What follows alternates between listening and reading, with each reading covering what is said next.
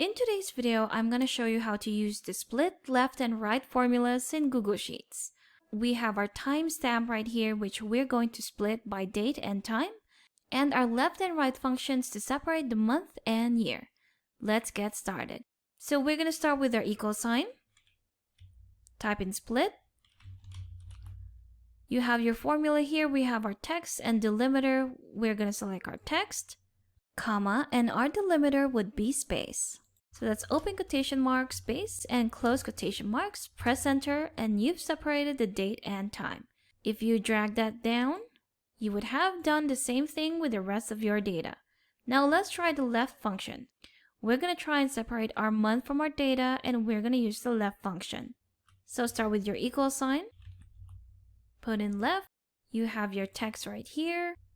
And the number of characters, which is 2. So we're going to type in 2 and press enter. And you have your suggested autofill, which we're going to accept. And we have the months of our date. Now let's try and separate the year by using the right function. Equal sign, type in right, select your string, and select the number of characters, which is going to be 4. If you press enter, you have there the year separated from your date. And that's how easy it is to use the split left and right formulas in Google Sheets.